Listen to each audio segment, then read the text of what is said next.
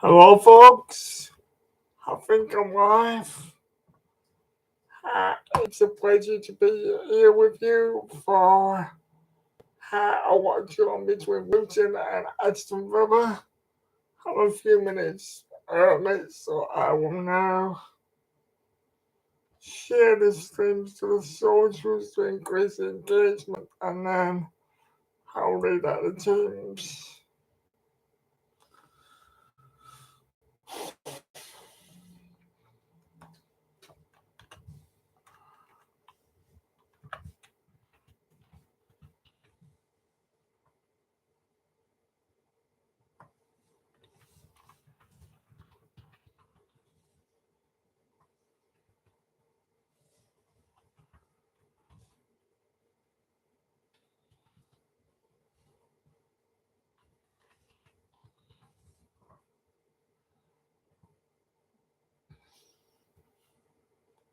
Excuse me a moment if anyone needs watching. I'll be with you in a minute.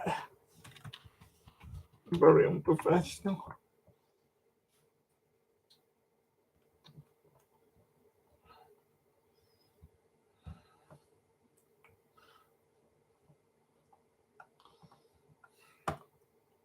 So far in the other games, there's been plenty of encouragement for Luton with the defeats for Everton and Nottingham Forest.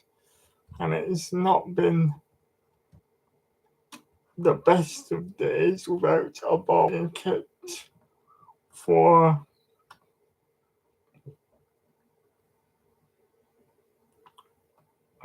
Aston Villa with the wins for Newcastle and West Ham especially.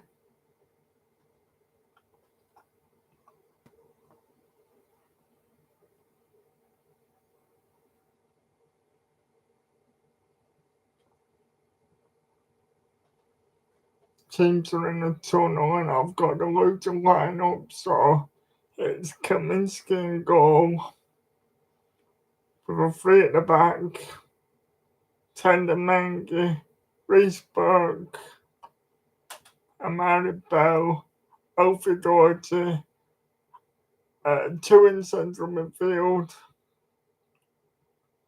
Ross Barkley and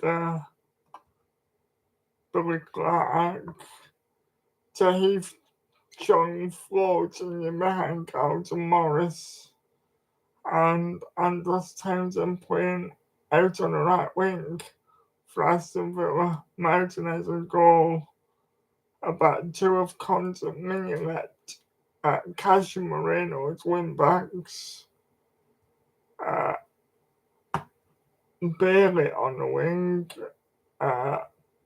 John McGinn and Douglas Louise in the centre, with, according to Flash Score, Hughie Tillemans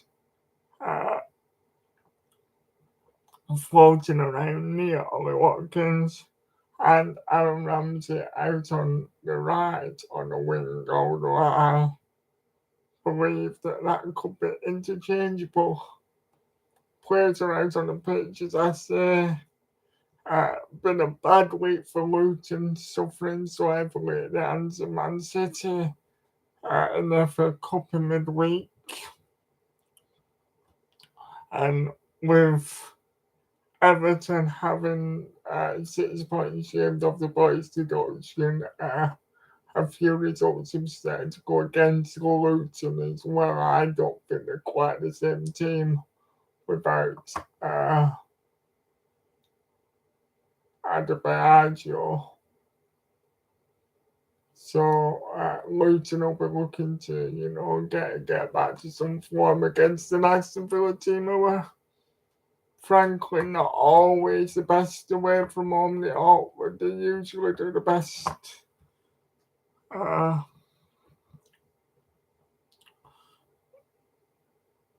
The best of the work of the park. So we'll see how it transpires tonight.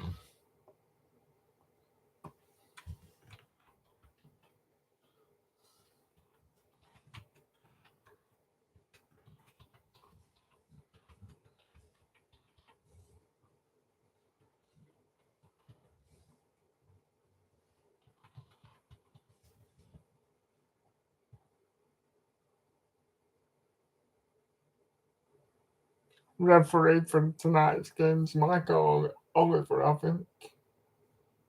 This guy who's just going through for the teams, and it's a pleasure to be with you all to watch some football again. Thank you for all the engagement, new subscriptions to the channel, and the positive comments.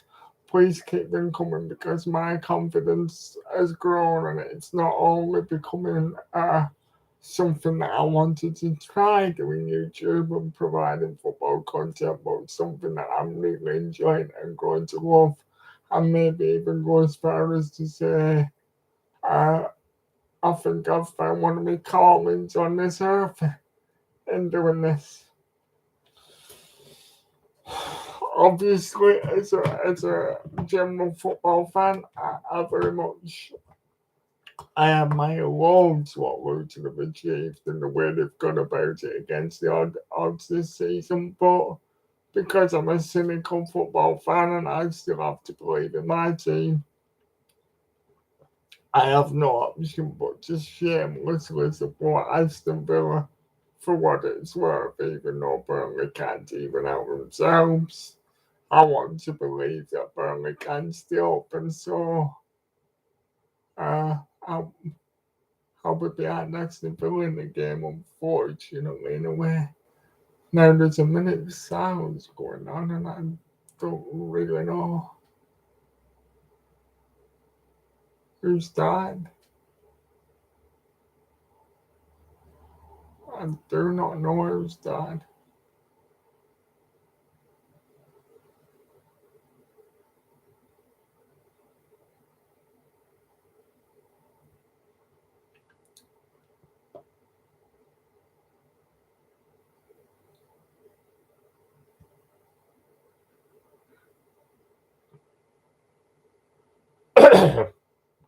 Maybe it's a well-known Luton fan or something. I'm sorry for any Luton fans watching if you think I've been disrespectful there, but I do not know what that was about. Rob Edwards. Apparently most women who see him fancy him. Not half a bad coach too.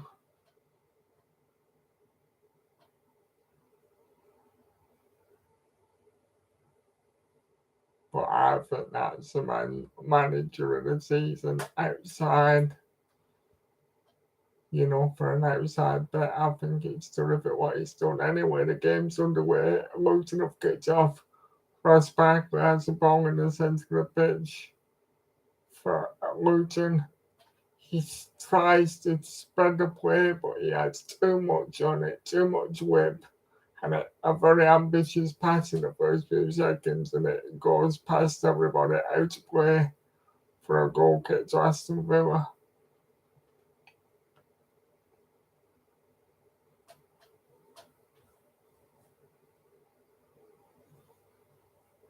I mean, Martinez is one of those keepers that takes forever to restart the game, and I sometimes think that he invites a lot of pressure on himself. And just as I say that, he goes short to Mignolet, who has no option but to go very long, and it seemed like he was perilously close to inviting a press and having it taken off him. Anyway, out to play for a Florence Western Villa just inside the Luton half on the right hand side.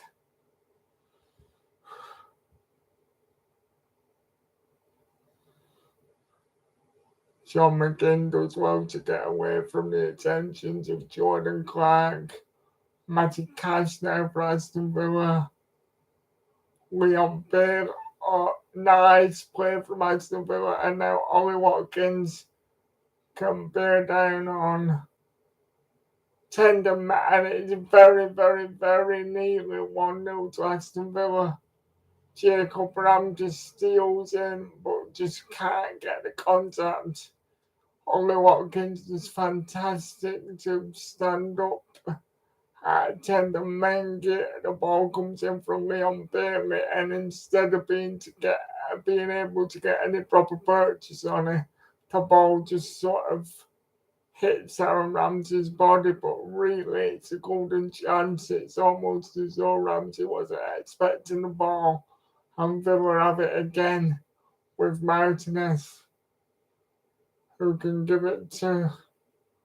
Oh, Luton look all over the place here. They look like they've not woken up and they've not got the shape. But just to say that, they can bring it forward with Alfie Doherty. Carlton Morris comes deep to get a touch. Ross Barkley trying to orchestrate operations in the centre of the midfield as the ball. It's with Reece Burt now. Kabore for Luton.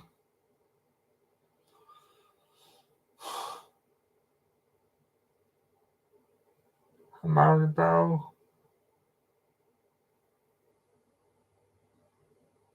Ross Barkley again tries to switch the play. Dave John tries to bring it down, but it's a heavy first touch. Now Jacob Ramsey bears an on goal for Aston Villa, but it's absolutely superb anticipation from Tenga Mendy, who just knows where the ball's going to be and steals in on the blind side of Jacob Ramsey. It's absolutely clean challenge. He doesn't make any contact with him. He just uses his athleticism just to wedge himself in between Ramsey and the ball, and potentially a goal saving piece of defending. It's a corner kick to Aston Villa, and I think there's a severe injury issue. I think it's Amari Bell who sat down for Luton looking like he's clutching his knee now. We've only had 4 minutes of football and already Villa have been able to carve Luton open about 3 times already, and Luton look very dishevelled and not happy, and I don't think it looks as though Barry's going to be able to continue, and Luton are going to have to make a substitution. It's Benny coming on for Luton. I remember him being in the Championship with Rotherham last season, so I would imagine that means Kabore for Luton gonna have to go in at centre back and do a job for the team. I might be wrong, but we'll see how that transpires.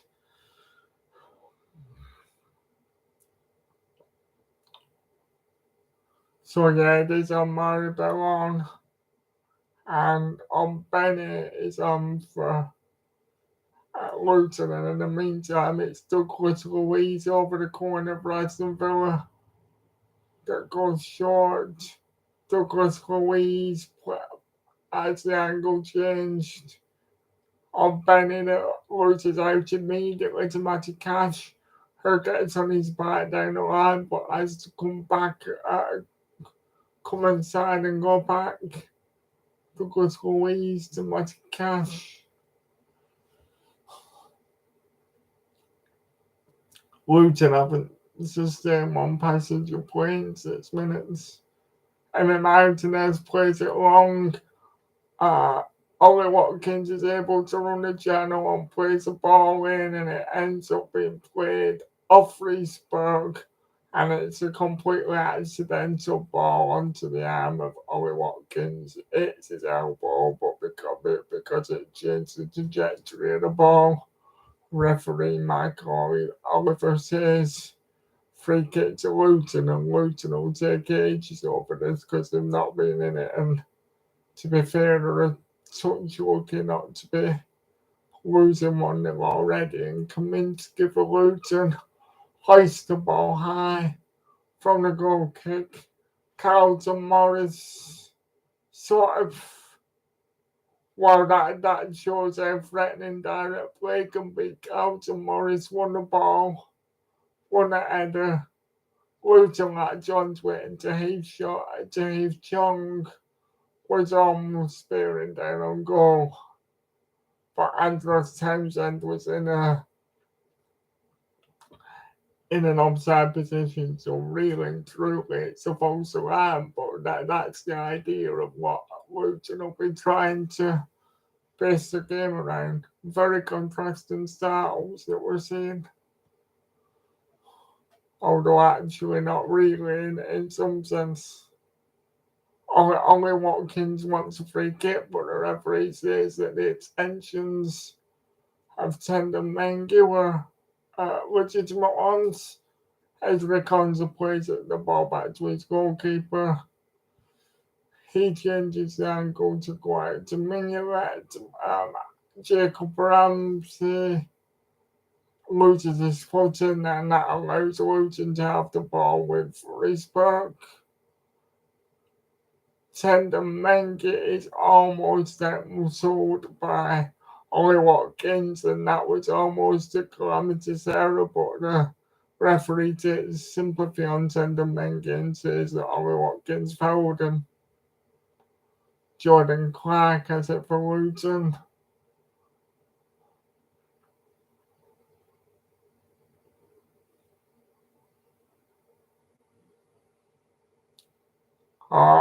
What's happened is actually Alfie Dodges had to go in at centre back instead of being at wing back, and Benny has taken his place kind of in the advanced role on that right wing for Luton. And Andros Townsend plays a looping ball, Tender Mengi brings it under control.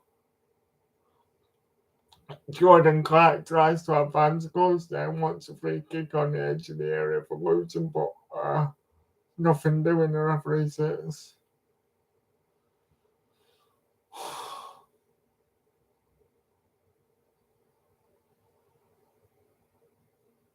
Luton pressing high, but it seems like Aston Villa have the beating of the press. Could have been tricky for Konza, but the referee gives a foul and waves the protests of Carlton Morris away. Definitely feels like a game where it's the first goal that'll dictate a lot, and you would very much fear for Luton if Villa can get one early.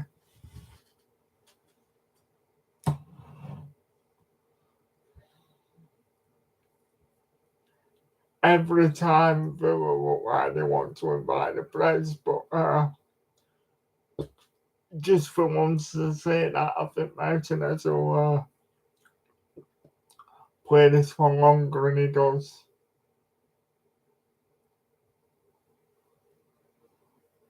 Headed ball won by Douglas Louise, but doesn't go anywhere.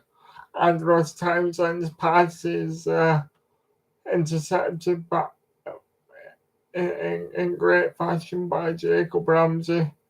Could have been a dangerous ball for a moment. It looked like it was going to open up for Ramsey to have a shot on goal, but he doesn't. He changes the angle. Mignolet to Moreno. Moreno forced back by Cabore. Mignolet has to go back to Martinez, who was under severe pressure for a second by Ross Townsend. But now Villa change the angle.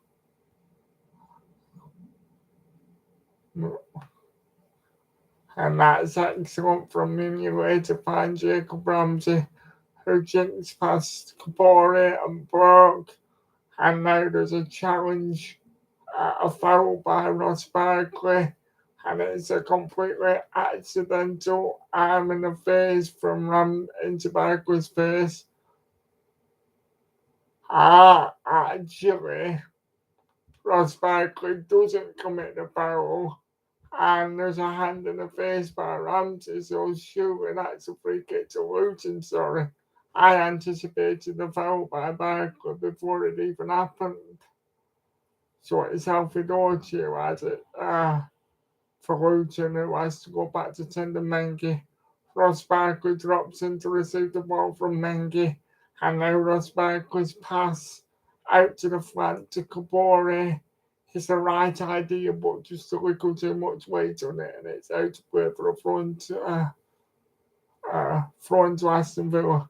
And Luton's hopes are going to rest a lot as to whether Ross Barkley can just plug the radar in on his passes, because he's been absolutely wonderful all the season, especially in the last few months. Fatigas goes one down the Leon Bailey flicks the ball on. It almost drops to Douglas Luiz to get Villa away in an advanced position, but it doesn't work out. And just for a minute, Villa are pending. They've got a throw to be taken by Fatigas, but it's right by the corner flag in Villa's half of the field. Luton are obviously going to try and squeeze him in. Cass takes the throw in. The ball, won the ball by Benny, but back to Villa, who have it with Martinez, Mignolet, Moreno is under all sorts of pressure, but does really well to skip away from Kabore, but Ross Barkley slides in and he's able to feed the ball to Andros Townsend, whose looping cross doesn't quite make its way to Dave Jong. Too much looping here on the ball. And now Villa come away with Leon Bailey and just slowed down for a second by John McGinn. Now Douglas Luiz has it on the halfway line and he looks as though he'll try and spread the play, but it's John McGinn who has it and he's carrying the ball, and Jacob Ramsey with a fantastic effort, and it's Kaminsky with an agile save. Knife through butter football, really. Luton got out of shape. Kabore lets Jacob Ramsey walk free into the space, and it's a curling effort and a fantastic diving save to his right by Kaminsky. And now for some reason Jacob Ramsey's taken that strike, almost scored a goal, and he sat down on the floor pointing to his left ankle, and this will be a crying shame because I really do like Jacob Ramsey, and it's a pity that he's had so many injuries in his young career, and I'm loving it that he's managing to get a run in the team, so we don't want anything that will derail his development any further.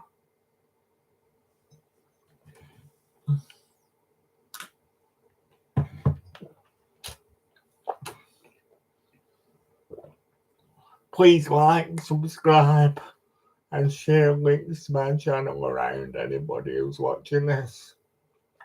If you're enjoying it, I'm sorry that I'm not as engaging with the chat as what some other YouTubers are. It's quite difficult sometimes with this horrible poser for me to multitask, but I hope you enjoy the way I see the game and the way I describe it to you.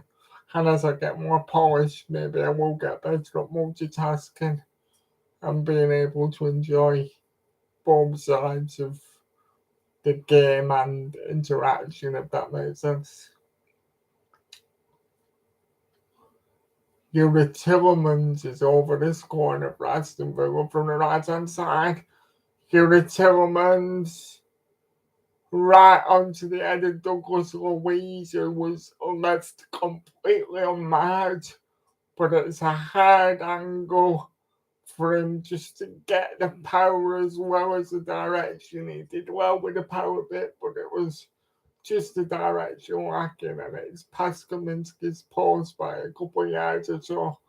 Now Ross Barkley switches the play, and now Benny will be able to keep it in play, and he has a chance to stand up and run at Leon Bailey, and now he cuts back and puts a dribbler of a daisy cutting cross across the floor that I think it was Ezra Konza who was able to clear away, and now Villa can settle back into the routine of playing the ball out. Moreno plays it long, Golly Watkins comes short as a backer with Tendon Mengi, and it's a throw into Aston Villa. Ollie Watkins wanted a free kick, but the referee says he has to take up for a throw-in. Jacob Rams is back on the pitch by the looks of it, still up and about. Martinez, Mignolet has a run out of the defence. He plays it short. Miscontrolled by Yuri Tillmans, who lets Luton off the hook a little bit. But every time they come forward, they're finding a lot of space in the pockets between Luton's midfield and the defensive third. And there's not much culture or sort of way of breaking down Aston Villa. If they're not getting it through the thirds unless they spread the play like now when think Jordan Clark tried to find out Benny, but Matty Cash anticipates it from a mile off and already Villa are back on the front foot. Kabore now has it on this right side for Luton, but it's sloppy from him. Jordan Clark tries to deny Aaron Ramsey but can't. Sean McGinn, nice idea from Douglas Luiz, but just plays it the wrong side for Ollie Watkins. For once they're on different wavelengths. Alfie Doughty now for Luton has it, and he urges his team further up the pitch with his hands. Kabore for Luton, but he has to go back to Doughty because two Aston Villa men had doubled up on him. Ross Barkley doing that orchestrating thing again. Looks a bit frustrated because there's not very many Luton options. Doughty goes long, cleared again by Matty Cash. Plays it to John McGinn, who gives it to Mignolet. Moreno, but Moreno was under pressure by Andros Townsend and Kabore working in tandem. That's got to be a free kick for Aston Villa, and it is. Tendon Mengi and Ollie Watkins having another one of the duels, and again it's Mengi who gets a bit too physical, and that time he had a fistful of Ollie Watkins' shirt. Emery for Aston Villa on the touchline, but looks very cheesed off. But if I were him, I'd just have a bit more patience because you can definitely see where the openings are going to come from Villa. Mignolet for Villa.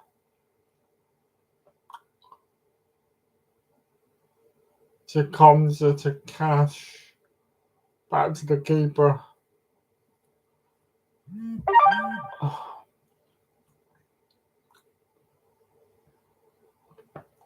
There's another muscular match going on between Mengi and Watkins. Watkins drags Mengi out of position. An accidental foul by Leon Bailey, but again, it looked a bit desperate for Luton, and that situation then got sorted out a bit more by luck than design. And Kaminsky will take it a while over the goal kick. He does. Doughty goes straight back to him. Doughty can stretch his legs this time. Plays it into midfield, but instantly it's picked off. Ollie Watkins has a chance to play the ball into the box. A good cross, and that looks a really good situation then. John McGinn it was who was able to play the ball down the channel. Alfie Doughty and Mengi have a bit of a miscommunication, and again, it's good goalkeeping and good hands, good athleticism from Kaminsky, but Luton causing their own problems and looking sloppy. And I don't watch Luton every week, but it would appear that since Tom Lockyer hasn't, since he's had his health problems again, that Luton have lost a lot of the structure that they were priding themselves on. Fabulous player from Yuri Tillemans, plays it to Ollie Watkins, not just on all the same wavelength all the time, Villa. But it's one-on-one all of a sudden, and Ollie Watkins denied by a fantastic tip over the bar from Kaminsky. Luton gave the ball away. John McGinn intercepted it. Bonnie, there's way too much space at every single time of asking when Aston Villa have the ball. There's no link at all from Luton between the defence and the midfield, and Aston Villa are causing murder in the pockets, and that was such a good save. It was one of those where he could have tipped it into his own net if he didn't get enough on it, but Leon Bailey will swing the corner in for Villa. And unchallenged, free header for Ollie Watkins, who scores for Villa, unchallenged in the middle of the penalty area, and 23 minutes gone. It's Aston Villa winning 1-0. And to be fair, there could have been 2 or 3 goals already for Villa. Absolutely no surprise. Luton have not been in it. They look like Everton getting them points back, and Lockyer being out again has really destroyed the confidence and the momentum that they've built up.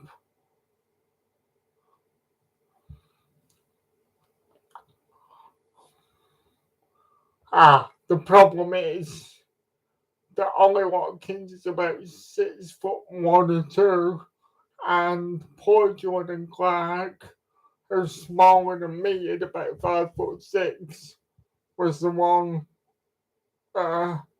supposed to be marking him, and if it was played directly to Watkins' head like it was, poor Jordan Clark had no chance. Poor communication and tactical awareness for Luton, and it's looking like a mountain to climb from it. A bit sloppy and unprofessional, really. Anyway, Reece Burke has it for Luton, who will try and respond.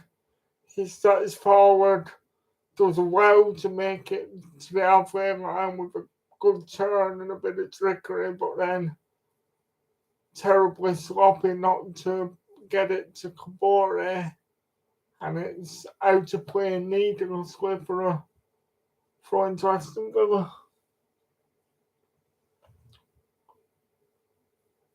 So Aston Villa have won 13 times. They've scored 14 times first and won 13 this season. So that just shows. Whereas Luton have conceded 17 times, not won and only drawn 4 times. So that emphasises the size of the challenge now facing the Hatters. And Ollie Watkins did fantastic with end to out strength. Menke. Jacob Ramsey got the ball from Watkins and he plays it back to Moreno because Jacob Ramsey still looks like he's up and about uncomfortably. At the most, I've seen making it to half time. What can Ross Barkley do to galvanise Luton? Not much this time.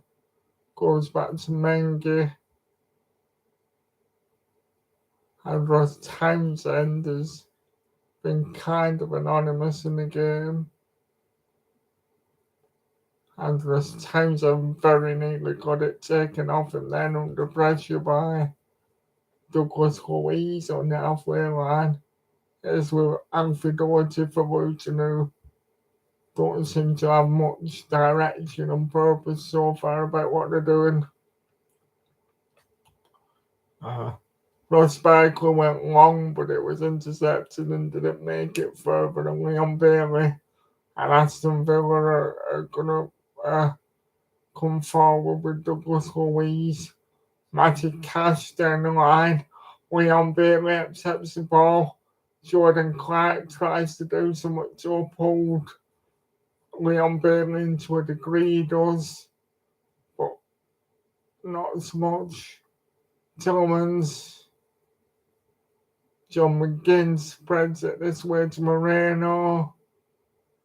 I think it was Yuri Tillmans came short, and Villa are playing in fantastic triangles, and their passing is very crisp, one-touch football, and they're just not giving Luton any encouragement because they're moving the ball so quickly, and it's one of those games where Luton are going to get tired very quickly because they're kind of chasing the ball. Just to say that, long way, I got the way that Tender Menges just lost the ball for Luton to provide it, and Albeni and Leon Bailey have a challenge there, which Albeni comes out on top of. I thought potentially it might have been a free kick to Luton, but the referee says no. Jordan Clark looks up for an option on the ball and he can't see one, so he delays the pass. And Kabore has kicked through. That's very unfortunate. I'm sad about that Jacob Ramsey has had to go off the pitch, but Jacob Ramsey's exit is Morgan Rogers' gain, and he just signed for Aston Villa from Middlesbrough for about 15 million quid in the January transfer window. And I haven't seen him play for Villa yet, so I don't know whether this could be his Premier League debut. And he also looks very, very, very similar to Jacob Ramsey.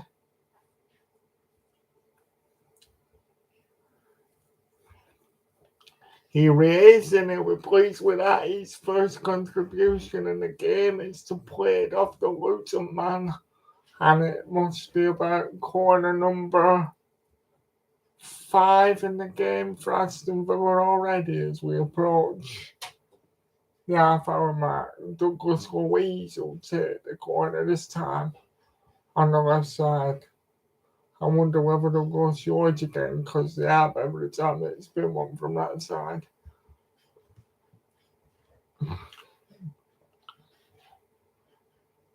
No, he goes long this time. Aston Villa again get the first. No, they don't. Referee says corner. Kabore for Luton's holding his knee and looking like he can't stand up.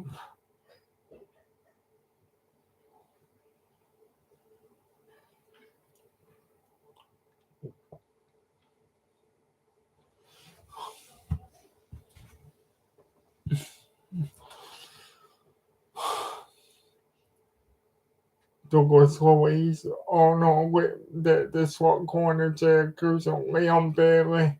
Plays it to Douglas Luiz. Yuri Tillmans stands the cross up. Headed away in not very convincing fashion by Reece Burke. John McGinn has it on the opposite side and he crosses. And long way for Villa. Throws himself at the ball. It's sort of a free header, but one of those headers that is not simple by any means because it came with him from behind and he has to crane his neck and use his neck muscles. And it's over the bar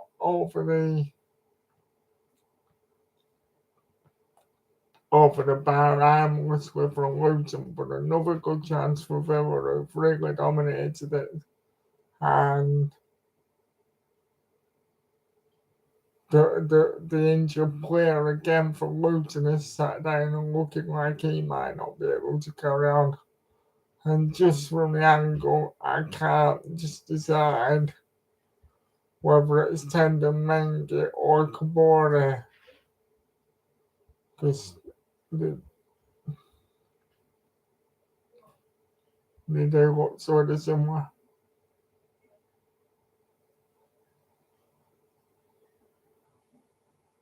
Well, he's walked off the pitch, alright, but and then again, he's limping at the same time. I don't quite know what to tell you about whether he'll be able to carry on or not. Bit strange.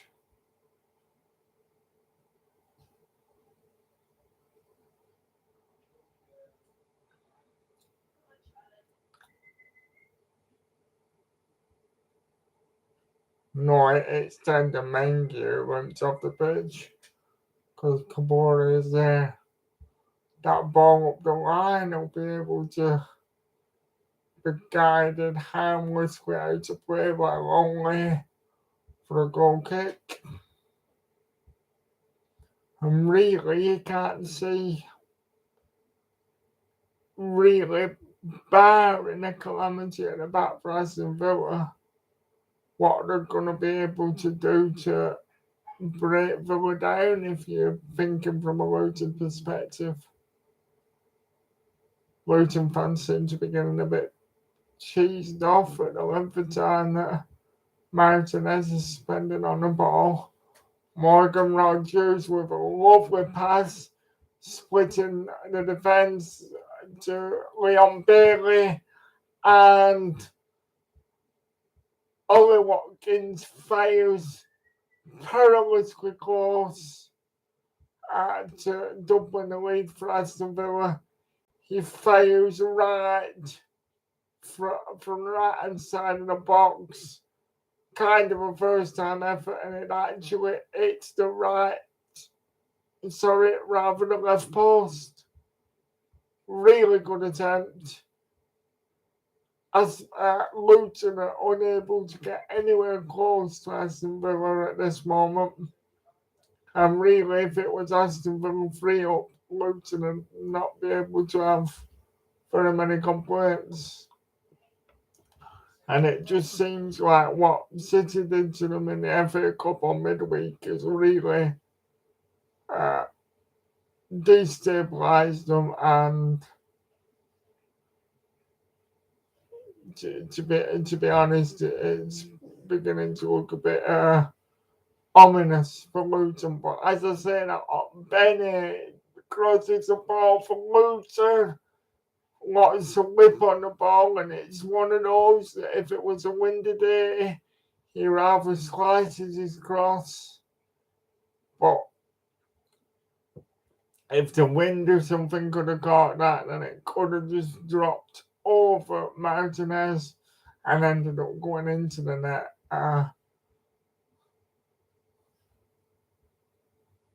Michael Oliver seems to have told Martinez to hurry up with his goal kick this time. He played it short to Longley. Longley plays it down the line to Ollie Watkins, who for about the third time gets fouled by Tendon Mengi. How many more, referee, before you stop him doing that by booking him? Excellent forward play for the team by Watkins, who really is becoming a complete striker these days, and surely has to be England's second choice striker behind Kane for the Euros. As it comes, Leon Bailey, Ollie Watkins, Yuri Timmermans, a fraction from playing the ball into Morgan Rogers, who would have been free for a simple dink over Kaminsky, but just by fractions, there was too much pace on the ball. Morgan Rogers is looking lively and linking up with his new teammates. Now John McGinn plays it back to Longley. As the ball, he has lots of options. Goes to McGinn, who goes back to Matty Cash. And it's back to Ezra Konza, who gives it back to his keeper. But this press is not very effective from Luton at all. And Morgan Rogers can stretch his legs in the midfield. And there's going to be a booking for Luton for Reesburg. Because Reesburg was beaten by Rogers. And just like I don't know what happened because Sky deceived us. The balls in the net from Ollie Watkins all of a sudden while we were watching the replay. But VAR says no goal. I'm sure it looked at. Ollie Watkins doesn't look convinced and seems to protest.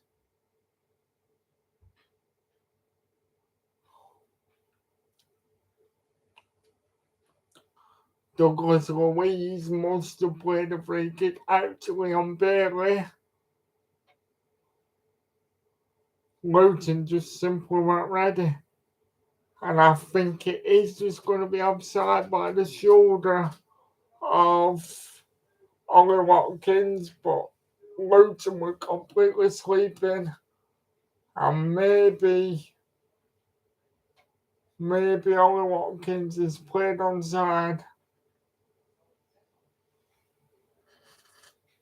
We'll just have to wait for VAR to clear it up for anybody who's watching me because it's pointless guessing with these things.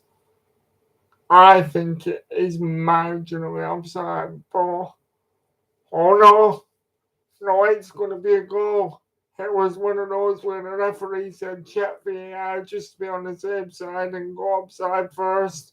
But I'm seeing a green line on my screen, and it's 2-0 to Aston Villa, and it's Ollie Watkins at the brace, Luton sleeping, go quick thinking from Douglas Luiz, and very incisive finishing, and great that they were on the same wavelength. And Ollie Watkins scores again. Luton were completely switched off all the time in the world, and that's not first touch. Very similar to his one, just hit the balls. What with the one that he's whistling wide to the goal. And frankly, he's unlucky not to have had an hat-trick in the first half. But so simple, and Luton have been uncomposed and completely outclassed in this first half. And I tell you now, unfortunately, from a Luton perspective, they have to really wake up if they're not going to be on the end of, a humiliating scoreline for the second time in a few days. They probably have to survive with the way that the first half has gone about another 7 or 8 minutes in the first half without conceding again. John McGinn, Moreno, just so much confidence and pace in the play from Villa that it's like they're choosing when they're going to come forward to try and damage Luton. They're slowing it down at times and then speeding it up. Just for once, they're a bit overconfident, and I think it were Tillman's with a loose pass. Jordan Clark plays across him for Luton, but it's no threat really. Villa make a bit of a hazard clearance. There's a head collision between Ollie Watkins and Reece Burke, who somewhere collided.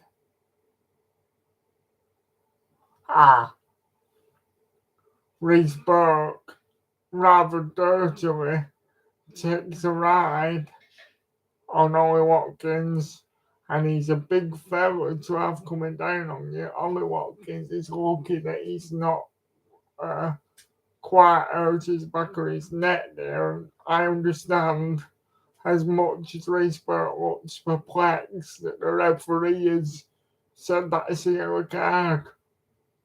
Yeah, he really did have no need to do that.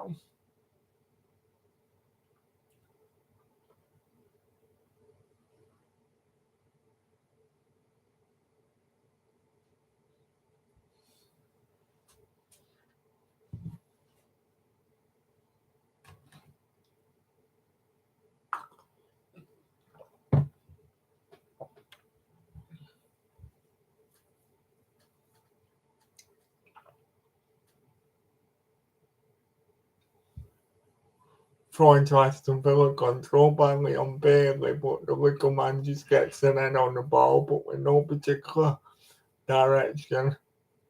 Again, Ezra Konsa has it though when it's cleared up pitch. Nice football from Aston Villa, pinning Luton in with no way out. Ezra Konsa back to Martinez. Long way. He's one ball, but I bet Ollie Watkins is in the channel, ready to fight with Tendon Mengi, and he is. It ends up back to Kaminsky, but he has no time on the ball because of the press. Everything's really erratic from Luton, and we're just kind of shitting themselves, to be fair. Sorry for swearing, but probably the best way I can describe it. Martinez, I think he'll go long this time, and he does. Up Benny for Luton, it's Tendon Mengi causing his own problems. Now Morgan Rogers has a chance to run at Reesburg, but for fabulous athleticism again from Kaminsky, who is kind of putting up a one-man rearguard. A rearguard action for Luton. If it wasn't for him and it wasn't for the post, Aston Villa would be 3, 4, 5 up in this half. A great shot, and the fingertips of Kaminsky are the only thing that deny him from having his first Premier League goal. But fabulous to see a young lad having confidence to take on a shot like that. Easier for him at 2-0 up than it would be at 0-0. Leon Bailey's corner is over at that time, and Kaminsky gratefully accepts the catch. Jordan Clark tries to bring it up pitch for Luton. And Jordan Clark wins Luton a free kick in what potentially can be a dangerous area of the pitch. Douglas Luiz is given a yellow card. I won't personally have said that constitutes a free kick because he only pushed him over, but I think it's because he prevents him from getting what might have been a dangerous ball into the box. And we all know that these set-piece situations with the big physical specimens that the Luton players are what Luton thrive off, and seriously, they have no other avenues in the game. So Alfie Doherty will look to produce one of his trademark free kicks for Luton, and he does. And it does cause damage and problems for Luton. Carlton Morris got to the ball first, and the ball looked to be goal bound, but an Aston Villa defender got there first. Taif Chung bears down on goal. Taif Chung insists that was an handball. The referee says no. It looks as though Longley was a culprit. It does hit his arm, but it's never going to be an handball in my opinion. Although I could be proven wrong, because the ball was, his hand, was in a very natural position and not away from his body. But anyhow, we have a corner for Luton. There's a rugby scrum in the area. The corner for Luton, sort of it's the first man. It comes to the edge of the box with Kabore, Taif Chung. Well, inexplicably, Taif Chung had many orange shirts to him out in the box, and they've not carved out anything on half, and the one opportunity they do get where they have everybody to aim for, James Chung blasts it out, and I think it's even a throw into Aston Villa, never mind a goal kick, but could be wrong. At least Luton, no, it is a goal kick, excuse me. It must have not been as wide as I thought it was. Luton do seem to be having a patch now where they're at least sustaining some pressure, but you might say it's a shame that they couldn't have come out like this 45 minutes ago. Alfie Dodge is very lucky to get away from that. He played it straight at Leon Bailey, who just couldn't adjust his body in time, otherwise he would have been bearing down on goal. Erratic pass from Luton there, and it's how to play because Kabore for Luton lost his balance as he tried to adjust his body to receive the pass. Aston Villa are just going to slow it down because the last thing they want is there's 7 minutes at a time, by the way, of which we're into the third minute of that, so they don't want to give Luton the encouragement of getting a goal back in the next 3 or 4 minutes. That's an excellent spin by Ollie Watkins to get away from the defender. And again, Aston Villa can exercise a measure of control. They might just play it round to tire Luton out rather than going for a third in the next 2 minutes. Oh no, Douglas Luiz plays it in the channel again to Ollie Watkins, where Aston Villa have looked lethal in the pockets of space, like on the edge of the Luton area. Doesn't lead to anything that time, but there's potential every time the ball's played into Watkins or Rodgers.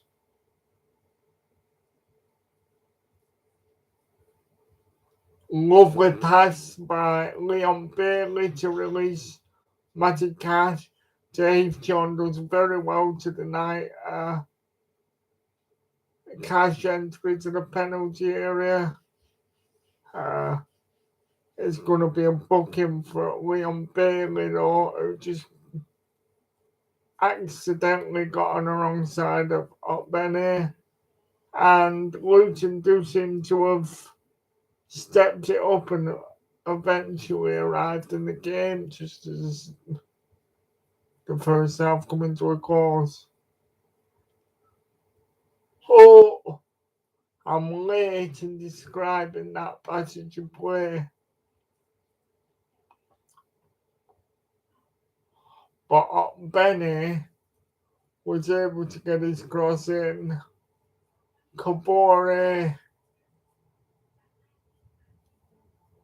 outmuscled Rodgers, and eventually it came to Andros Townsend, who had a free header on basically the centre spot of the area, but obviously he's not accustomed to doing his damage with a head, so it would have run man for the ball to fall to.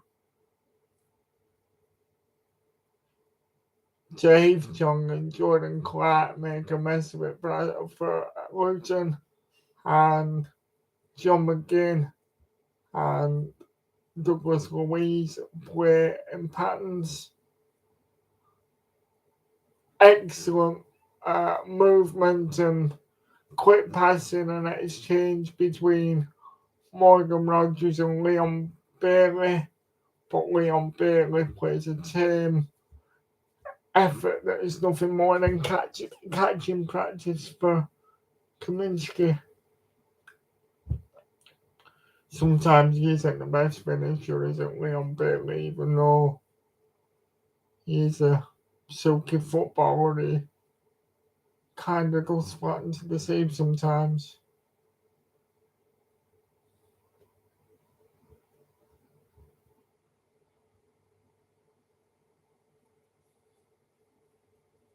Kabore has it on the right side.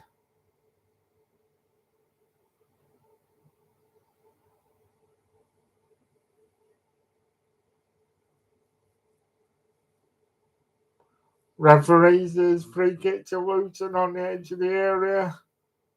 Leon Bailey's injured himself, by the way. It looks like he's maybe had a bang on the hip or something. It is a free kick, but it almost seems unfair. uh, on Aston Villa when Leon Bailey was like injured, not even facing the play. But if it's not an head injury, then the referee's allowed to let it carry on. So there's a confab going on the edge of the penalty area between the two piece specialists for Luton. I think Ross, because of how near it is to half time, Ross Barkley's going to try and put his laces through this to see, uh, he might as well have a shot because it'll be the last action of the first half. And Ross Barkley does, but unfortunately for them, it's right into the wall for Aston Villa, and that is half time. And until the last 5 minutes, it's been a very, very, very one-sided half of Premier League football.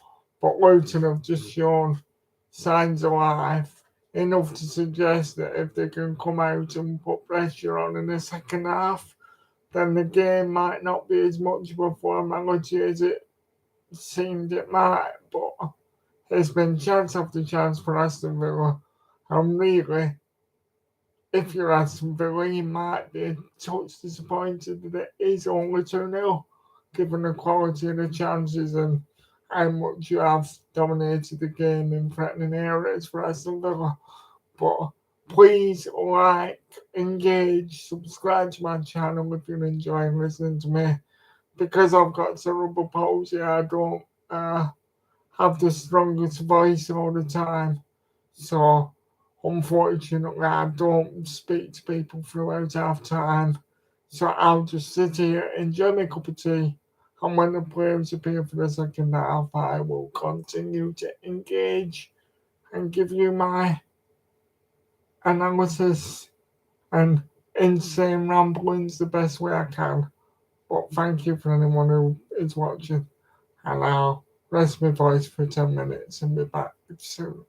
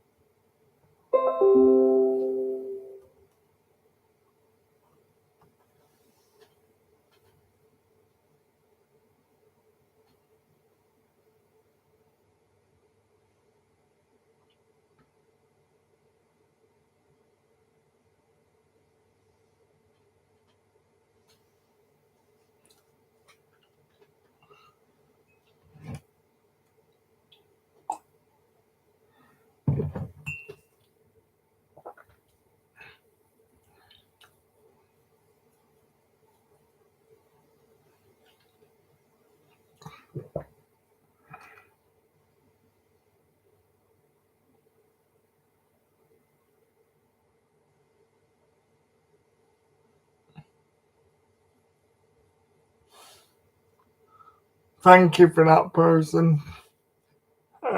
Nathaniel, who says I'm better commentating than 5 Live. I don't know about that, but I'm very unpolished and I'm very new to it. And sometimes my voice doesn't let me keep up with the game as quickly as I'd like to. But I really, really, really appreciate that, and thank you for choosing to listen to me when there's so many other options on YouTube. I'll only get better, and I look forward to doing Euros watch alongs nearly every single day this summer throughout the tournament. I might need a few cod sweets though if I'm going to do that. But it's a pleasure to share my love of football with everyone on here.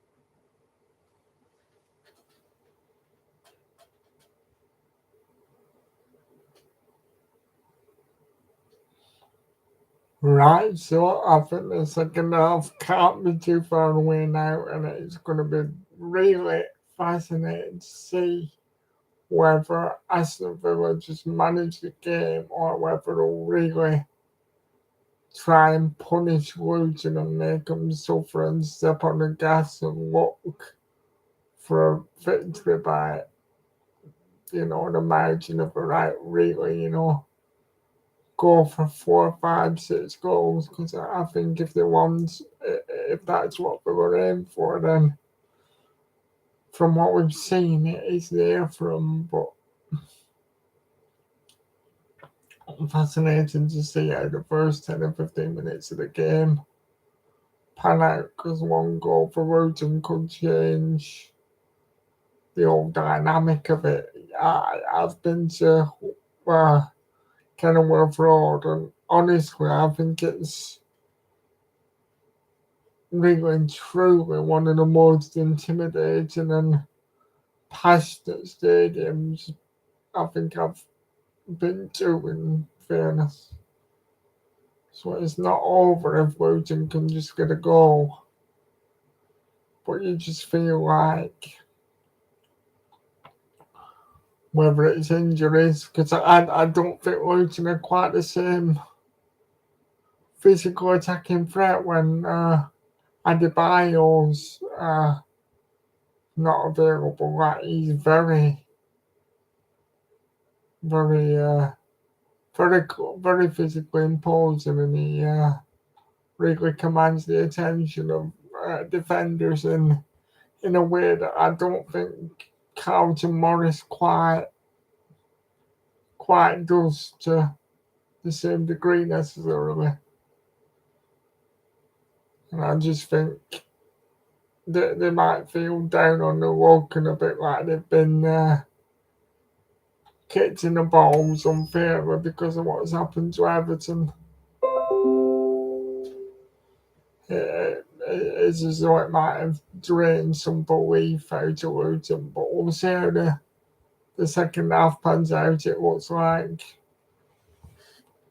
the players from both teams are out on the pitch.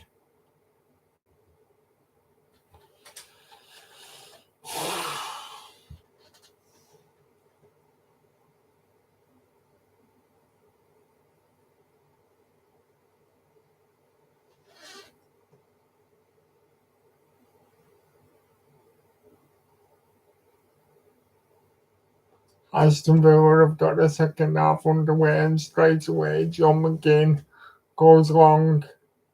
Reece Burt wins the header for Luton, but straight to the Louise. Magic Cash has it, and he's against Dave Young. Chaotic defending again from Luton. Mengi and Chong getting away with each other with a header, and somehow Luton are alright because they have the ball, but it was unconvincing. Send the Mengi and now to Reece Burt, back to Mengi. Considers a long ball, but instead goes sideways to Alfredorji. Alfredorji spreads it to Burke, but there's no space for an option in midfield, so Mengi to Doherty. Doherty considered going back, dwells on the ball, goes wrong in the end, but unnecessarily plays it out of play. He wanted a throw in, but the referee says it was him who played it out directly. Benny for Luton, Doherty to Hifton, tries to take on Matty Cash, but doesn't get any spare change out of his man, and it's a throw into Luton. Kabore for Luton stretches his legs against Morgan Rogers, who's not a natural defender. Kabore sort of trips over the trailing leg of Morgan Rogers. I don't think Morgan Rogers does much. Kabore sort of deceives him and takes it away from him, and it's an accidental free kick. But the point is that it's a free kick to Luton on the edge of the area in a very, very dangerous situation. And Ross Barkley plays the ball into the box. I think it's Reece Burke who goes up for the header. It would have been goal bound, but an Aston Villa body in the way stops it. And now Villa want to answer back with a counter attack on their own, but Reece Burke rather snubs out the danger. Ross Barkley to Andros Townsend, who now has opportunity to cross. Leon Bailey heads it back to Yuri Tillmans. All of a sudden, Aston Villa are losing out on the 50-50 balls, and Kabore now brings it clear for Luton.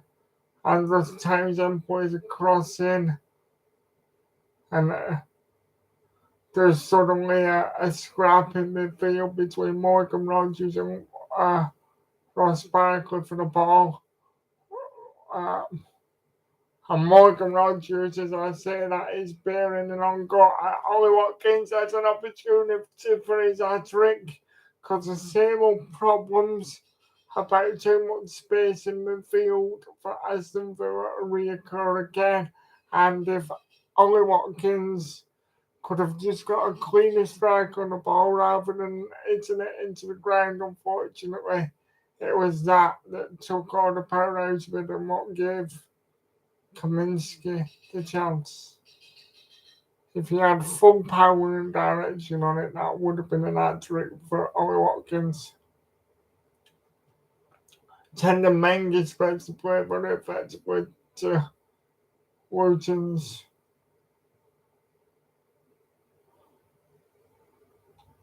Again, the referee says that Kabore has been fouled by Morgan Rogers. Referee says booking. So it's a yellow card for Morgan Rogers, who's not a natural defender, and it probably is a booking because he's not played the ball. He's only been interested in Kabir, sure, and it's more or less a carbon copy of the situation that.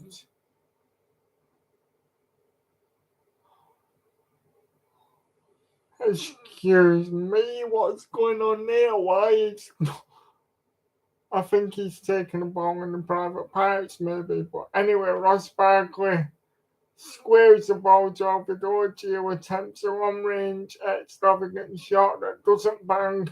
Ross Barkley now has it for Luton. He's trying to find an angle for the cross, but it's kind of strange because it's his central position. Tender Mengi tries to take the ball on the outside and get a cross in. It almost could have been a free kick for Aston Villa, but because John McGinn got a foot to the ball, it's a corner to Luton, excuse me, and the momentum of the game hasn't really have shifted, and you can really sense that there could be a goal here for Luton, and goodness knows what one goal could do to the trajectory of the game. Aston Villa would really be rocking. Alfie Doughty's over the corner to Luton. It's a real scrum, and now there's a class of edge that will relieve the pressure. Carlton Morris. I don't know whether it's. Oh no, Leon Bailey and Carlton Morris clashed heads, but it seems as though Bailey's alright, and free kick to Aston Villa, so they've survived the pressure from Luton for now. But I think Ezra Konsa's telling all of his teammates to chill out because he senses the danger and senses that Luton are coming out fighting big style. Kaminsky for Luton out to Kabore. To Jordan Clark. A bit of a silly pass that I know we're finding its way through to Morris. Relieves the pressure on Aston Villa. John McGinn to Matty Cash. Matty Cash was pursued hotly by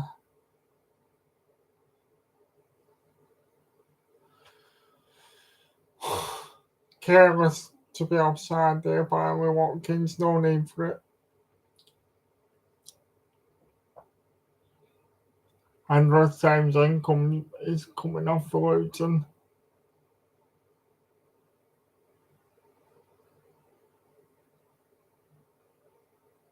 And Hashioka, the Japanese player, comes on for Luton.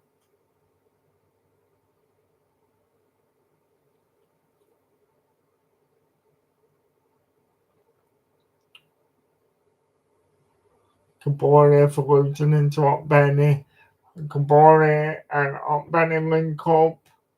It's a slice clearance that just shows you that Aston Villa are nowhere near as sure of themselves as what they were in the first half. And for 8 minutes, it's Luton who've essentially sustained all the pressure on the Aston Villa goal.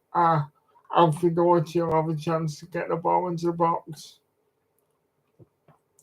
There's another rugby match in the middle of the pitch, but Luton are the taller and stronger and more physically imposing team, really. Alfie Doughty plays in a corner, which is very acrobatically caught by Martinez, and he's been strong, he's dived, and he's fallen awkwardly on his arse, or if you want to be polite about it, on his coccyx bone. But he's alright. Might be uncomfortable on the couch on the wheel. Matty Cash, long to Leon Bailey. Leon Bailey's frantic pass can't be controlled by Cash when he plays in the return. And now Ross Barkley has it. We're seeing on the ball a lot more. Ross Barkley attempts to spread the play to Kabore. Doesn't quite get there, but Reece Burke is backing up. And all of a sudden, there's an angle for Benny from Luton, and it's looking at sort of desperate defending from Aston Villa all of a sudden, and you really do get the impression that one Luton goal could bring two, and then goodness knows what could happen. Hashioka played it out of play, but referee says Alfred Orta kept it in. Yuri Tillmans is harshly judged for me to a foul Dave Chong, and again there's another situation whereby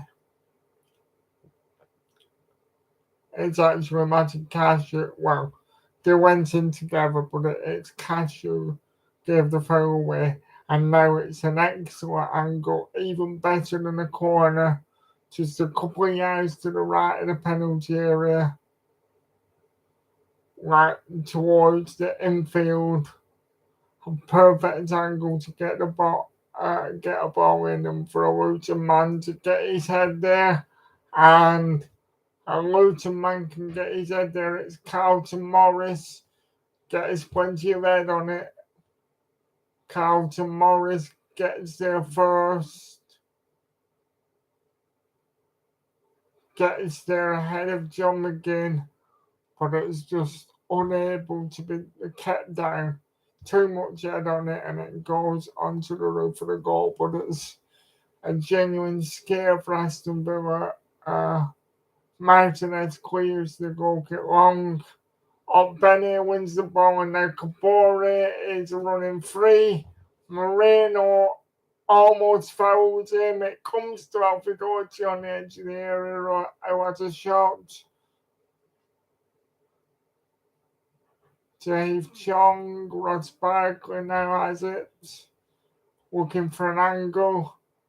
Nice controlled pass out to Jordan Clark.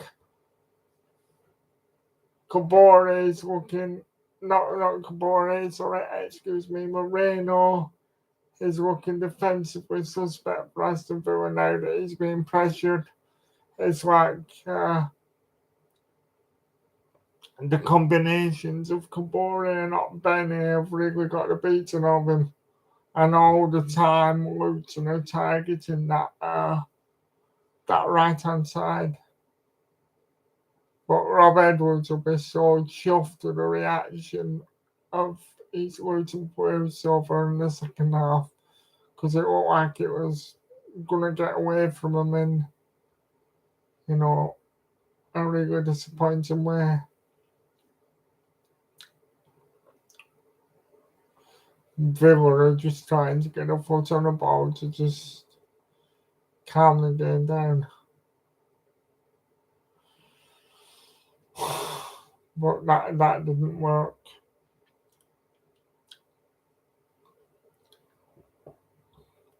Excellent play to pick up the pass from Douglas Luiz, and it was only a yard or two away from Leon Bailey being able to latch onto that and bear down on goal. So the spaces still are present for Villa. Luton have not fully filled in the gaps. Excellent anticipation on that crossfield ball by Matty Cash to head it safely back to Martinez and avert the danger for Villa. Martinez kicks the ball out of his hands. Ollie Watkins links the play again. Moreno comes into midfield, goes back to Douglas Luiz.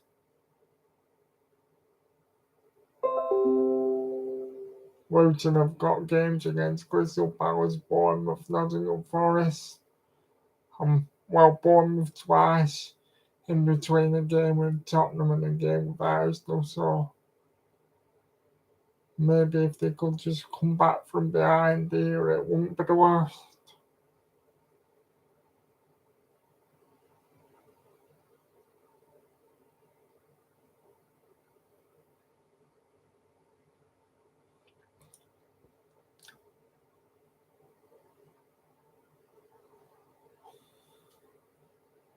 Villa have just done better at getting a foot on the ball for a couple of minutes,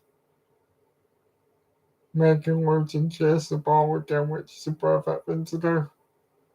I think that is harsh for the referee to say that that was a foul. I think it was fair pressure from Rodgers, but the referee says no.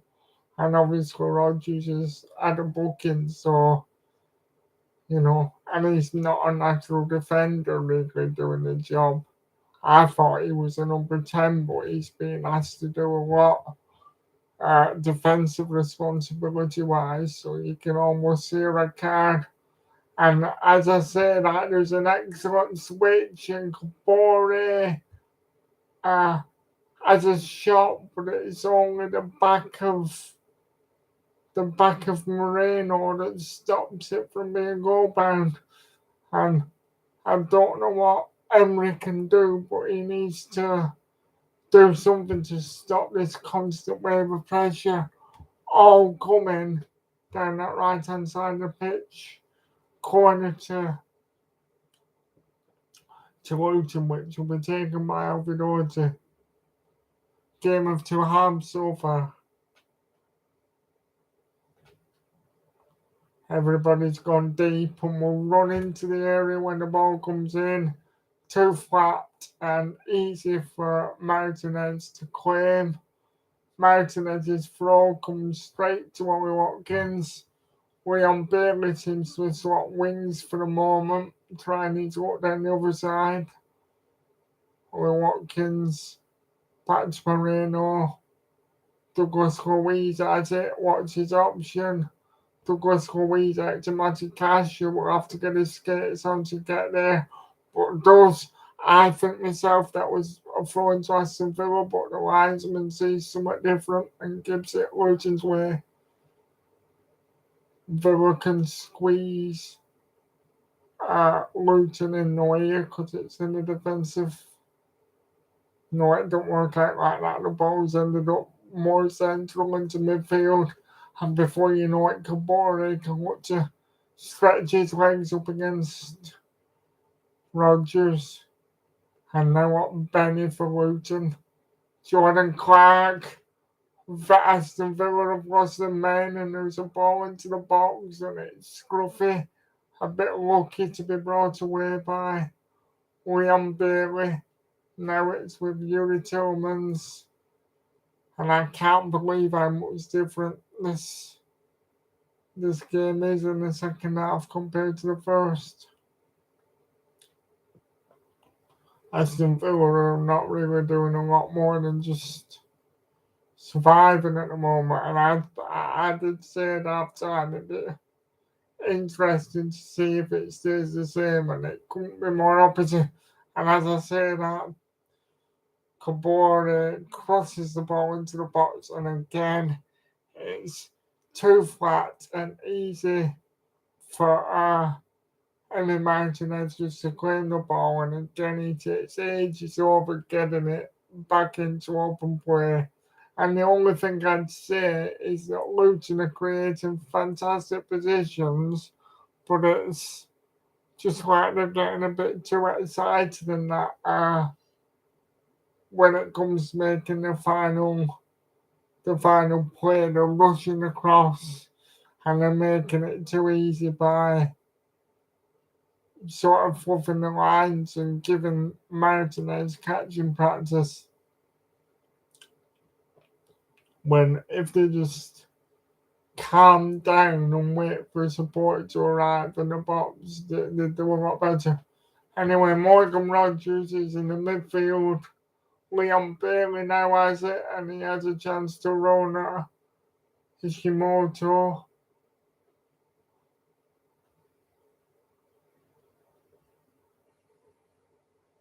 John McGinn, Douglas Luiz loses out. Jordan Clark sticks a foot in, and Nadal really hurt Matty Cash, but apparently an accident to Heath Chong. Ross Parker spreads the play. This time Kabore can control it. Benny and Kabori are working in tandem all the time, and I think that was a miscommunication between Emmy Martinez and Longley, because for me it looked like it was going through to Martinez, and unnecessarily, if you ask me, been played out for yet another corner to Luton, and this time Alfie Doherty will be really hoping that it can avoid going straight into the arms of Martinez, because there's been about four instances of that I can remember. Everybody's running it. Oh, it's been unbelievable. Well, even when Luton have the goal, Tahith Chong is the one who converts. So it's come from the corner. There was a right old scramble. Somebody got their head to it for Luton at first. Alfie Doherty's corner comes through to Carlton Morris. I think it's Reece Berg who has the initial attempt for Luton. Magic Ash does a fantastic acrobatic header off the line, but he can't direct the ball away from danger. He gets there, it comes out to Carlton Morris, and Dave Young is just there to bury the bits and pieces, and it's 2-1, and nothing less than Aston Villa have really been deserving and threatening for the whole half, and now the game really is in a balance. You won't be surprised if Luton equalised, and if they equalise soon with the way Kenilworth Road can be, they could even get going to win. And Ollie Watkins wants a free kick near to the edge of his area, but doesn't get it. And Dave Jones springs on the counter attack, full of energy, and John McGinn gets him down on the back of the heel, and already Luton have a possession that they'll look to get the ball into Aston Villa's half as quickly as he can to cause more panic, and Luton have had everything in the second half, more touches in the box, more possession, more shots in general, and Kabore takes on Morgan Rogers. Aston Villa don't deal with the ball, and it brought Dave Chong, who right for a shot, but it doesn't come to anything. Aston Villa not retaining the ball, being sloppy, panicking. It's like a hot potato for Aston Villa, and the momentum has fully shifted, and Aston Villa not doing anything in the game other than existing and hoping to hang on at the moment. That's a bit of a silly crossfield ball. Matty Cash again does one of those great headers back where he intercepts the play and stops it from being spread.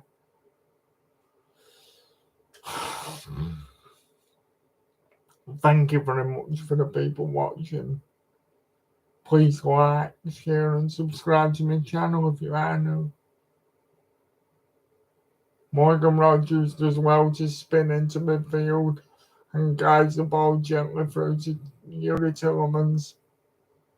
Matty Cash, as Rick is on the ball, but he sort of intercepted a ball that was meant for Martinez, a sign of the Villa overthinking things and not running as smoothly as it all was in the first half. Martinez long, only Watkins will be on the shoulder of Mengi in the channel, and he is.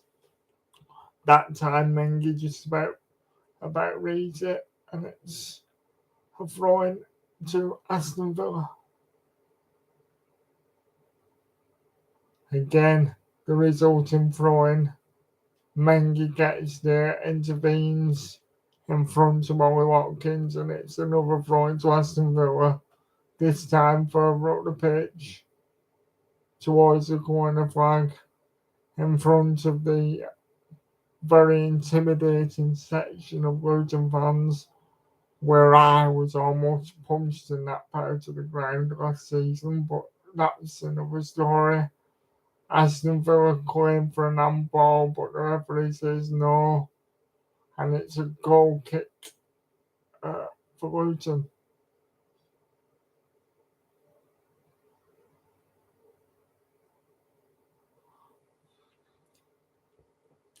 Hashimoto for Luton, but his pass that was intended for Alfredotti doesn't get there. Then the ball comes back to Hashimoto from the throwing, and it is very, very neatly taken off him by Ollie Watkins. Could have been a very sloppy mistake, but Luton are lucky and have a throw in. Alfredotti to up Benny, and up Benny's foul there, and that's going to be, I would have thought, a booking for Leslie Conza because Benny's done well to work it round him. He's away, and Leslie Conza tries to take his shirt off his back. So that's 3 times that Benny has had his pants down his shorts, like he's got ants in there. I don't know what's up with him. Anyway, there's a ball into the box. Trademark Alfie Dodger free kick right to Carlton Morris, and it's 2-2.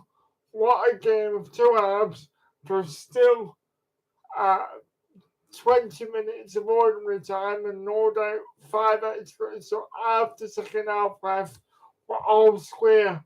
And if there's going to be one winner in the game, 2-2 from this position, when Aston Villa have completely gone to sleep, you could see Luton turning the game on its head and winning it. Fantastic curveball right to the far post, all across the area, and it's just the first time side foot finish for Carlton Morris. Aston Villa have left him stood there when he's the main target man. Horrendous defending, but a fantastic curl delivery from Carlton Morris. And 2-2.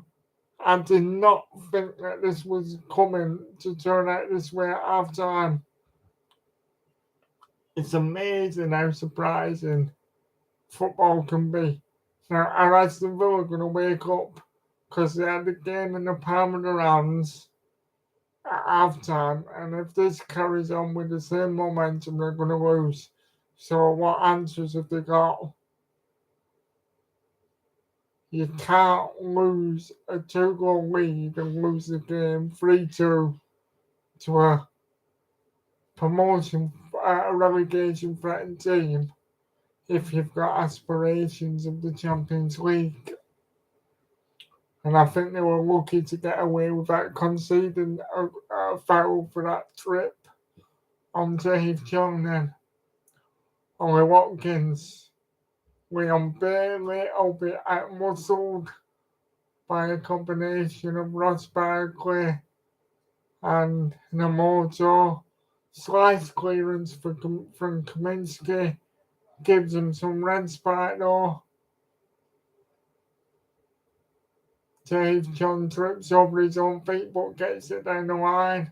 And Carlton Morris and Ezra Konza will tussle for it. No free kicks is the referee. And Aston Villa look to build from the back.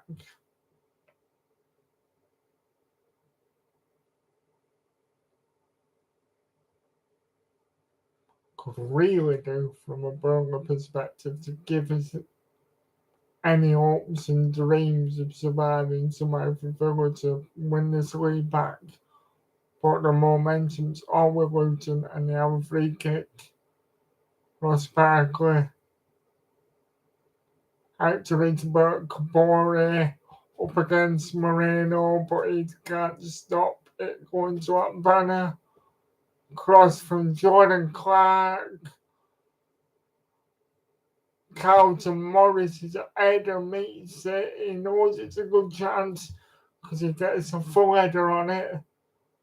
A clean head contact.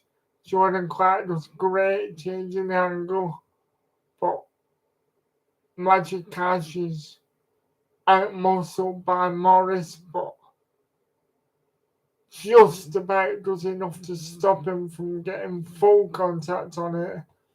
Golden chance for Luton. Morris has got his head in his hands because he knows he should have done better than that, really.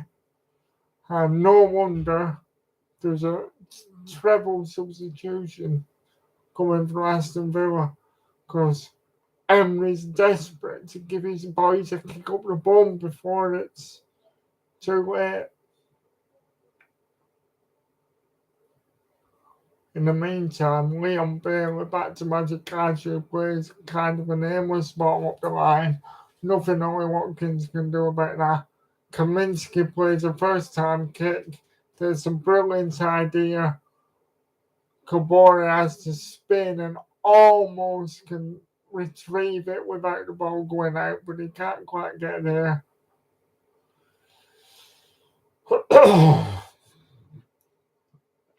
Aston Villa have it with Ligne. Leon Bailey tries the worldie pass to get Ollie Watkins in, but he can't achieve it, and it's back with Martinez for Aston Villa.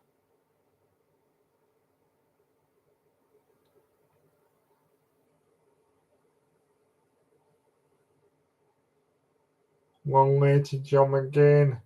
John McGinn with a nice idea, but Tendamengi reads it, steps into midfield with it, and plays a ball that can't quite find Kabure, but not very far off, and it was a bright idea. So, hang on, it might even be 4 substitutions for Aston Villa, Surely that's a free kick to Aston Villa. I thought Ollie Watkins was tripped over there, but the referee says no. The game carries on.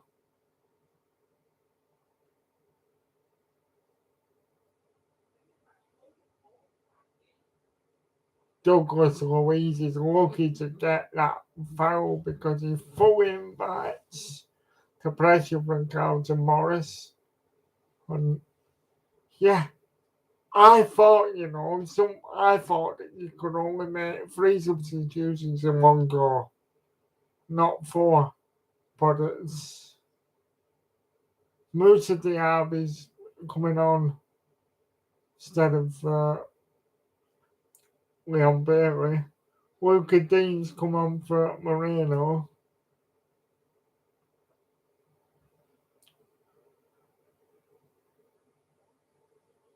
Yuri Tillemans doesn't look happy, but he's coming off.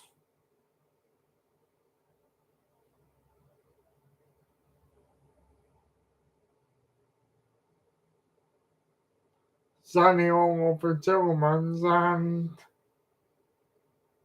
I have to confess that someone whose name I'm not quite familiar with has come on for Aston Villa. I suspect it's a youth product. Ross Barkley wins a free kick, and he's really hurt his ankle there by the look of it. Let me just check who this is.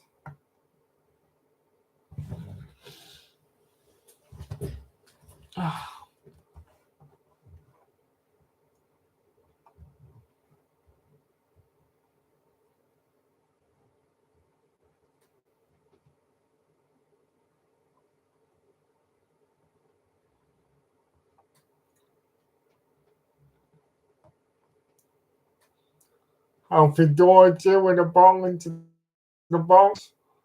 Very threatening. similar to the one that was played to Carlton Morris for the equaliser, and they almost repeated those Carlton Morris claims that he was pushed. The referee says no, and again Luton have a perfect opportunity with another of these Alfie Doughty deliveries, and you can just sense that Luton are maybe going to be able to fully turn this around. Unfortunately, the way he just over it's that one, and it's and Musa Diaby has managed to latch on to the first time clearance from Emmy Martinez. Very threatening for Luton for a second.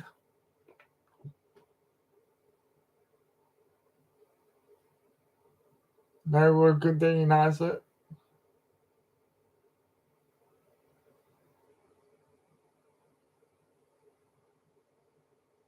Luton have done well though to drop back into some semblance of a shape for a minute.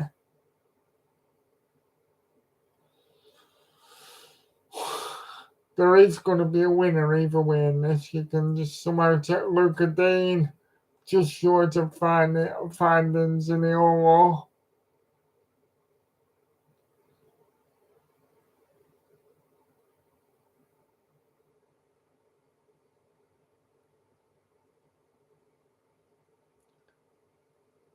Dave Young has just been booted by the man whose name I need to check.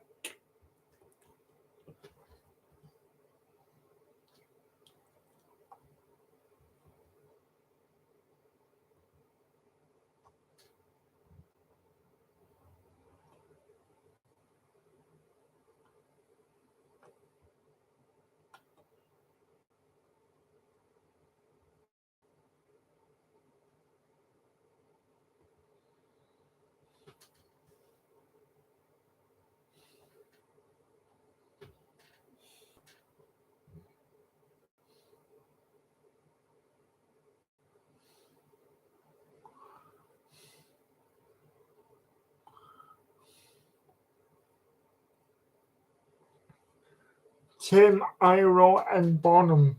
So he's 20 years old.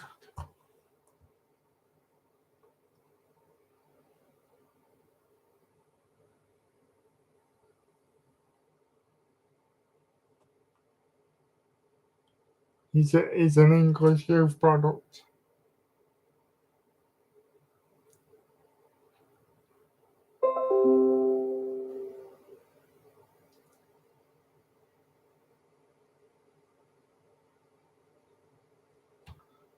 Dave Young limps off after that kick on the ankle. I think he'll be alright. Like it is more of a just an impact injury than done anything significant to himself. And Pelero de Kimbanzu, the man who's played for Luton in every single league, from National League, League Two, League One, Championship, and now Premier League comes on. And imagine if he, after all his journey in football, was the one to come on and get the winner from Luton. And they have another favourable opportunity now. Alfie Doughty will be able to punch the ball into the box from the free kick, and it. Oh my God, that was perilously close to being a carbon copy of the equalising goal. Again, Aston Villa nowhere near. Excellent whip on the delivery from Carlton Morris to the right hand side on the far post, and the ball just skims kind of inches past the other post. It almost hits the post, and Jordan Clark has done well to recycle it for Luton. Ross Barkley takes it away from the young man, Ira Bonham.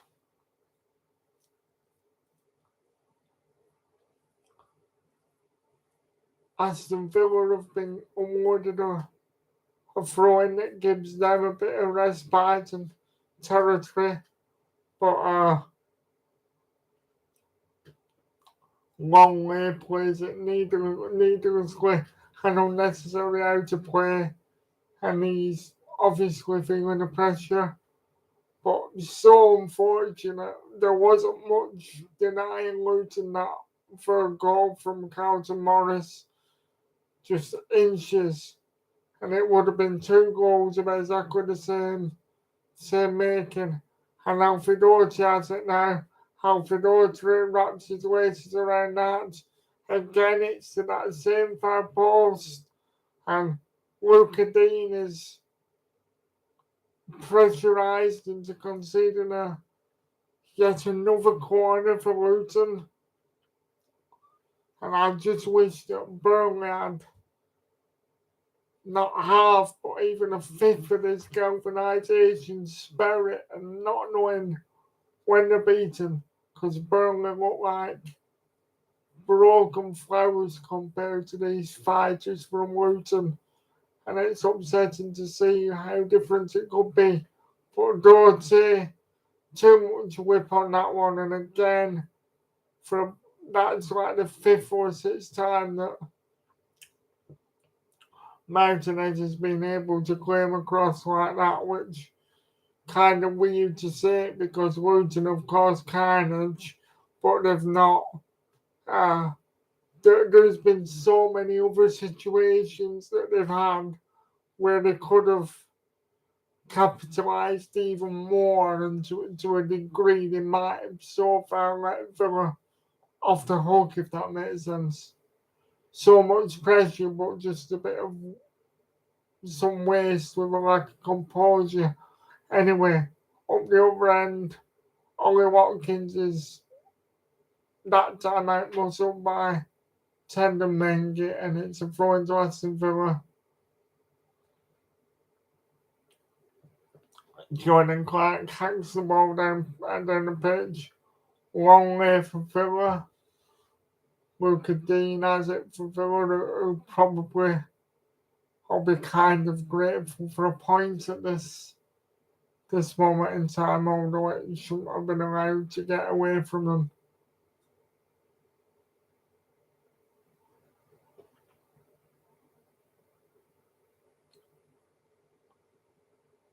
Sloppy from Villa, but it breaks.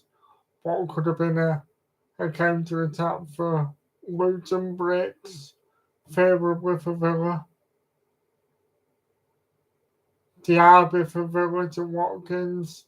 Musa Diaby crosses the ball. And what do you know? After doing nothing all half, it's Musa Diaby's cross. And it's in by Luca Dean. A very, very small man. But somehow he's gone missing in the defensive part. And Aston Villa have the lead again with uh, only 2 minutes, well, 1 minute kind of normal time remaining. From nowhere, it slipped through Luton's fingers. Just as you thought that they had all the command and that they were going to knock on the door for the rest of the game. It's one simple ball into the box. Somebody's not done a job for Luton. Ollie Watkins played it back to Musa Diaby, and it's Kabore sleeping on the back post for Luton, and it's just one simple header by Luca Dean, who gets away from his man, and it's pretty much a case of a smash and grab in the second half at least from Aston Villa, and that's good because it still gives Burnley the tiniest of pulses to try and survive in the Premier League, but only if we can start helping ourselves. I was having nightmares that Luton were going to come from nowhere and win this. But Luton just seemed to be doing that thing of giving goals away all of a sudden, which is a sign of a relegation team when the opposition are not having to do anything fantastic to break a team down. They're kind of putting the goals in the back of the net for themselves. 5 minutes at a time. Luton will no doubt fight to the very last whistle like they always do. You won't be surprised if this game ended up 3-3 or for that matter 4-2. John McGinn attempted to win a free kick. The referee doesn't buy it. Musa Diaby brings it up the right wing for Aston Villa. He's against Alfredotti and Carlton Morris because shape and positioning have kind of gone out the window now. Ishimoto for Luton, looping ball into midfield. Excellent control by Bonnie. Luca Dean has taken the ball in the like an arm in the nose. He's on the floor holding his nose, but the referee has decided to book him even though Luca Dean's the one who gets hurt. I don't think it's the yellow card referee. It's a simple push in the back. It's a bit frustrating when referees think every single push has to be a booking all the time. Luca Dean's got a sore nose. They're there with an ice pack, so I don't know if there's any blood there or whether he's just like counting down, trying to waste a bit of time to take a bit of sting out of Luton, I suspect so.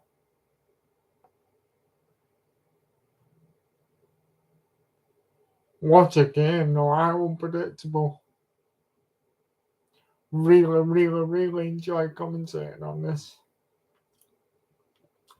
Please stick a like on the video and subscribe to my channel if you are finding me for the first time. Too simple this goal.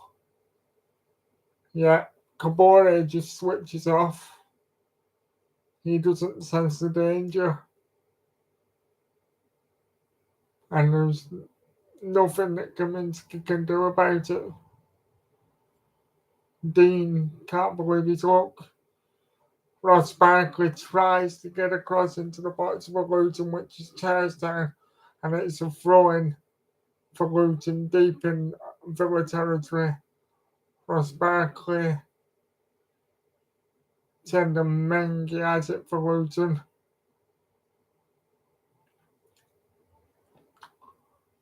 Nice backflip from Rudder Kimpanzu. Rudder Kimpanzu to Kabore. Kabore puts too much on his attempted pass to Okpene, and it's shepherded out for a goal kick to Aston Villa by Longley, who outmuscles Okpene. Ollie Watkins, by virtue of his brace, is given the man of the match. Inches away from Carlton Morris probably being man of the match because he's had two close efforts who've missed by whiskers, and it could have been a different story. Sinizolo loses his footing and the ball is pumped into the channel. Carlton Morris can give Ezra Konza a run for his money. Carlton Morris, a ball into the box that's cut out potentially in goal-saving fashion. Ross Barkley got curve and slice on that, and there was a Luton man ready to run in before it was intercepted. And then the ball somehow ends up going over the crossbar, and again, Alfredotti will probably have one last chance to whip one of these clearances in, and he doesn't want to get it too close to the goalkeeper, and he avoids getting it too close to Kaminsky, and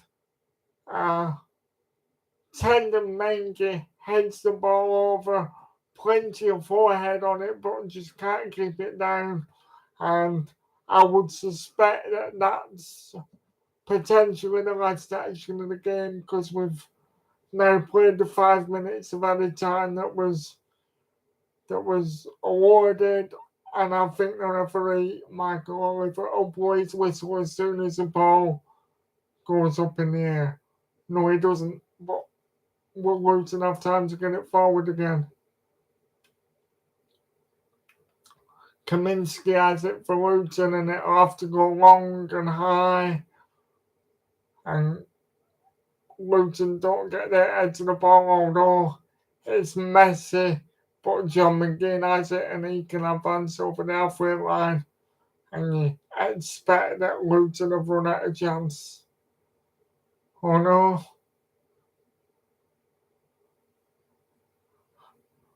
Throwing to Luton, but they've got to get it forward instantly if they are going to do.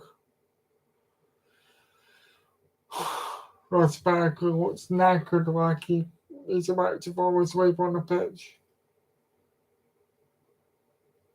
And with that, the ball goes out for a throw, and the Aston Villa fans are celebrating because they know the whistle's going to go.